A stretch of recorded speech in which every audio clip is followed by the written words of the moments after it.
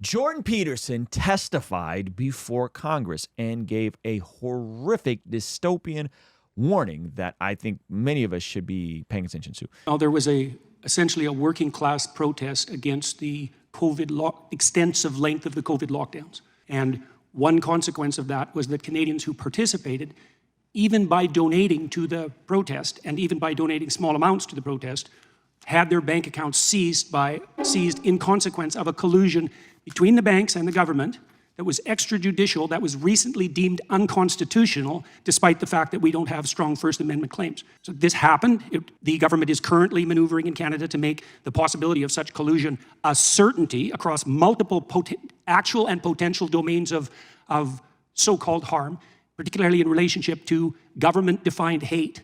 Yes, this is absolutely coming. And it's facilitated by the kinds of advancements in technology that we talked about today. What he's describing is when Canada had their lockdowns, there was a trucker situation, and private citizens donated to these truckers. Yep. They tracked all of that, and because they didn't like the political causes, that came with consequences, and the funds never got to the truckers and their point of view and what they were trying to bring awareness to. And that also froze certain accounts of the people making the donations. In Canada. This is horrifying stuff. So basically what can happen and what he's saying is quote unquote coming is the possibility of you give to a cause we don't like and we get to keep track of all this and keep track of the paper trail and potentially tie your finances up. So what do you think would cause Jordan Peterson to say this is absolutely coming? Because it doesn't sound like it's absolutely coming to me. So this is a committee on the weaponization of banks, of big tech, of AI, of tracking people. Similar, there's another clip we'll look at of the potential of the China social score coming to America. Right? Go ahead and play it. Because we've seen what do they call it? The liaison information report from the FBI to the bank saying possibly include firearm legislation, the easing of immigration status, new limits on public land, and discontent with renewed measures to mitigate the spread of COVID-19. So the very issue that these truckers were debanked in Canada is the very thing the government is saying to banks, we need to look at this as well. That single issue. That is, again, what frightens me so much. And frankly, when you're getting this information, if you're going to get it, why you should be compelled to get the warrant before you go get it. Mr. Knight, jump right in. I want to clarify one part of my answer. So what happened was they offered this information without a warrant. And the question is, should they be able to get should they need a warrant to keep track of this stuff or not? That's spooky. The second question about notification. Yep. Appreciation for the privilege awarded to me to testify here today. It really is an honor to be asked to do so. I'm not here to talk about January 6th or about any particular threat, insurrection, or protest, political or ideological, real or imaginary.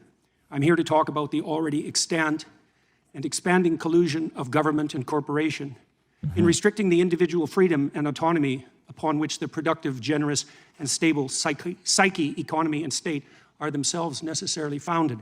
I'll begin my comments, therefore, in the most general terms to shed light on the mounting problem. There are now 700 million CCTVs in China under the rule of the Communist Party. The system to which those electronic eyes are attached is the most complete state apparatus of surveillance yet imagined, with the ability not only to recognize faces at a distance, but gate itself when facial features are hidden or obscured. Such capability can and will soon be augmented to the point where the movement of eyes themselves, monitored by high-resolution and intelligent cameras, will soon be sufficient to identify any aware and active party. The demented, naive, and prideful engineers who so enthusiastically helped build this system call it Skynet, after the rogue and all-seeing technology that took such a dreadfully wrong turn in the famous science fiction movie Terminator series, featuring artificially intelligent robot intelligences hell-bent on protecting themselves by destroying humanity. The name also references a well-known Chinese phrase describing the reach of the divine itself. The net of heaven is vast, yet it misses nothing, which aptly describes the capabilities of the new state apparatus. The system is integrated with the so-called China. That's crazy. Skynet. Straight idolatry vibes, bro. That's horrible. They're playing God. Yeah, they're like, we are God, and we catch everything. This is where So there's like conspiracies on like the right and the left. This is where all the conspiracies, like the left, the logical conclusions of this stuff goes. The government becomes God, which I don't even think is much of a conspiracy. I just think that's the logical conclusion of these things. Social credit system, which awards its involuntary participants with a score indicating their compliance with the dictates of the Chinese Communist Party, allowing for full control over access to everything they possess electronically. Most ominously, their savings and their access to travel. Certainly all modern means of travel, but increasingly as the electronic gates come up, even by walking. If you're Chinese or a visitor, your access to the world can be reduced to 0 if your social credit score falls beyond an arbitrary minimum. This allows you purposefully to be shut out of all activities that can be virtualized. And in a rapidly virtualizing world, this increasingly means all activities: driving, shopping, working, eating, finding shelter, even fraternizing with friends and family, as merely being in the presence of someone with a low social credit score means that your own score can be lowered. This has also opened up the opportunity for the government to extract slave-like labor from its citizens, so burdened, as the donation of free work to the state still constitute one means by which erring Chinese men and women can increase their score and remain part of human society. This is precisely the payment system. Snitching can get your credit score. Well, and he also said doing free labor for the government can increase your credit score. So it's also like incentivizing slavery. Most desired Jump a little bit ahead because he ties this in how this could potentially be coming here. And it's this collusion between the private sector and the government. In consequence of our purchasing habits and modes of electronically mediated communication, that our very selves have become reducible to a frightening degree to data, the modern equivalent of our footprint, with the same data making up an image of our identity, an identity which can be and is increasingly bought and sold by the invisible corporate brokers that still mostly use it to sell us what we so desperately and carelessly and conveniently want, but can also be used to track, monitor, and punish everything we do and say. Behavioral scientists facilitate this process with their reprehensible nudging, the practice of pushing people in a given ideologically determined direction by manipulating invisible incentives behind the scene. Corporations track purchasing decisions, developing algorithms that with increasing accuracy track our patterns of attention and action, allowing for the prediction of what might next be most enticing, doing so not only to offer us what we want, but to determine and shape what we need. Governments can and are colluding with these corporate agents to develop a picture not only of our actions, but of our thoughts and words, so that deviation from the desired end can be mapped, rewarded, and punished. The development of a digital identity and currency is nothing more than the likely end consequence of such inclinations, and the combination of both can and will facilitate the development of a surveillance state, the scope of which optimistic pessimists of totalitarianism such as George Orwell could scarcely imagine.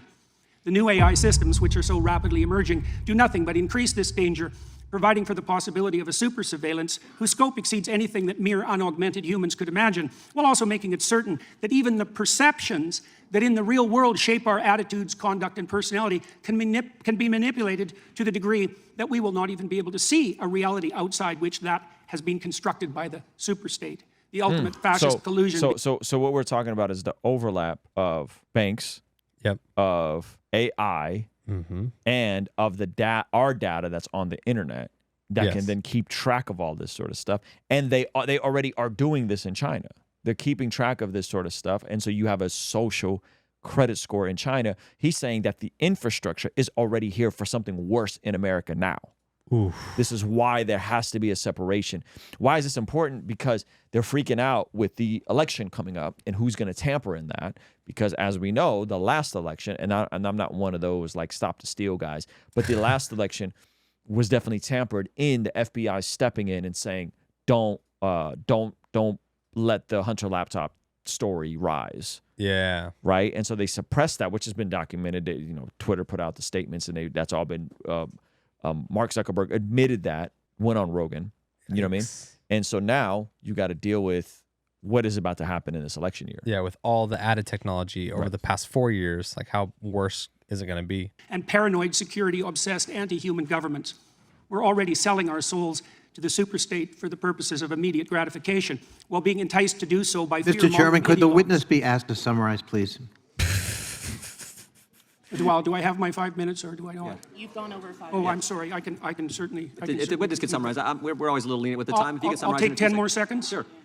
with increasing ability to monitor not only the actual attention patterns and behaviors of its citizens, but to predict those that are most likely, the persecution of even potential crime becomes ever more likely. If you have nothing to hide, you will have nothing to fear, will be the slogan commandeered by those most likely to turn to surveillance to protect and control. What was the famous Soviet totalitarian joke attributed to Lavrenti Beria, head of the secret police?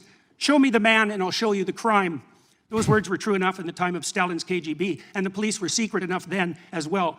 But that's nothing compared to what we can and likely will produce now. A police so secret that we will not even be able to detect their comprehensive and subtle activity. Monitoring crime so pervasive that everyone under the dictates of the system will have something to hide their order, Mr. Chairman. How to watch your fear?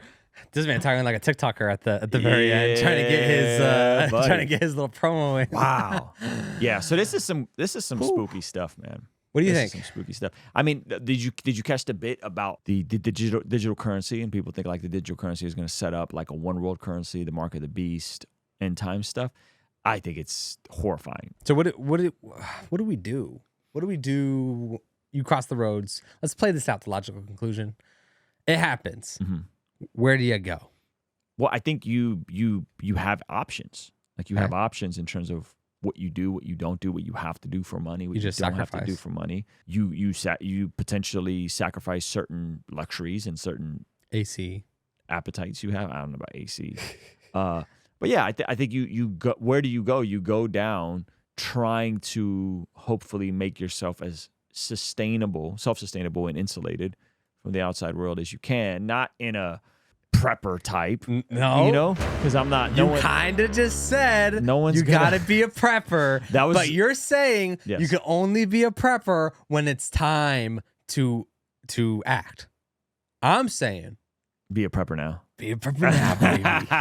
I'm saying just a little bit, just a smidge. Don't go in debt. Don't do anything crazy. What do you mean by just be a prepper? What does that mean? Store seeds. Store seeds? Yeah, start a garden. Start a home Start a garden, for okay. sure. I like that. Possibly depending on the size of your home. Chickens don't need a lot of space. Get some chickens. Get some chickens. Okay. Because that can always be expanded. What else? Get some firearms. Firearms. Okay. Yeah. Maybe have an exit plan from a big city. Okay. Like, no, I mean like they kind of taxing us crazy anyways. We might as well move to Oh gosh. Texas. Nashville, Texas. Tennessee, somewhere in Tennessee. God's country. Have a bag ready. See, leaving is probably not what you want to do unless you're like being invaded. Like you don't want to leave your home. That doesn't make sense. You want to be self-sustainable though. You have Tesla battery walls in here. So you can power your house. If they're like Christians don't get electricity, you get electricity. Hey, you're kind of a prepper. I mean, that is one of the reasons I wanted to be off the grid. Yes. So I'm off the grid. All I'm if I saying need to is, have a bucket so you can poop. There you go. Have a bucket so you can poop. This is not applicable to the vast majority of people you just described. Most people don't have space for chickens and solar. Do we tell people to be most people? No. What do we tell them? There's 7 key steps to 7 key flourishing steps. on Yes. this side of eternity. Yes. And imagine working and Yes. preparing a future in which you have a home, you have a property, Mm-hmm. you have a couple of acres in which you can feed the church and have a place for the church to commune in the worst case scenario. Mm-hmm. All I'm saying is, hey, some of us gotta buy some acres. Here's Just a couple, not all of them. Here's the thing. That's all you need. Shout out to CP, says he's got a quarter of an acre. Shout out to. Here's the thing. I think the application of this is not necessarily to be a prepper, though I think there's some wisdom to that. I think the application for this is what Jesus said, which is to be as wise as serpents and as innocent as doves. That's So fair. I think we have to know that if you're in a surveillance state, what and how do you navigate that? And how are you being shrewd? And what hills are you willing to die on? And what are you not willing to do? What are you willing to do? So I think it has more to do with like being shrewd and being smart. What do you mean by being in a surveillance state? Like if people are tracking what we're like the way we talk about certain stuff on YouTube Yeah. without talking about certain stuff on YouTube. Yeah. That's what I mean. Like there's a wisdom there that allows us to aggressively grow a platform while other people make the same if they make the same style of content, their channels get blacklisted. right? And they get Yeah. suppressed in the algorithm. That's what I mean. Do you think? And then if this was to happen, that would be nationwide. So there's no real escaping it on a state level. Well, you're talking like Walking Dead worst case scenario. I don't think it's Totally. going to be that. I'm talking about incrementally. You think states would adopt these things? I think the government will incrementally create more and more restrictions in the name of we're going to protect you, and then you just have to be careful with how you navigate that. So I'll give you a practical example. When the lockdowns happened, there were certain people that completely shut down, certain churches that completely shut down, and was like, yes, government, yes, you're so smart. Yes, yes, yes, yes, yes, yes. There was other churches that said, middle finger to the government, we'll take fines and we'll do whatever we want to do. And then yet there were other churches, like our church, that said, we're going to meet outside. We're going to create an outdoor venue. Yep. We're going to meet out there. We're going to still meet as a church, but we're not going to be obnoxious about it. Yeah. And we didn't have to pay any fines. We continued to meet. The church grew.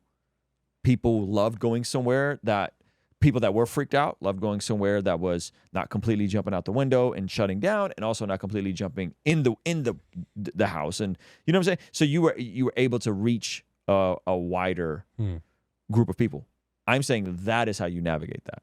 I think you navigate that with shrewdness and wisdom, not like we're Christian nationalism, we're going to run the government, or we're going to be scared and tuck our tail and be punks. I think there's a healthy wisdom and middle ground there. We see according to the Bible that prayer is extremely important in terms of us being transformed from the inside out when we get aligned with God's will. For the Christians watching this channel, I want you guys to implement these spiritual disciplines in your day-to-day life. And the only way I've been able to do this consistently is through writing down my prayers in a prayer journal that does a few things. One, it allows me to reflect and come to God humbly and ask Him to move on my behalf. And two, it allows me to document my prayers, which ultimately help me remember the very things that I was praying for and see the hand of God tangibly in my life when He answers them. So I would urge you, consider writing down your prayers.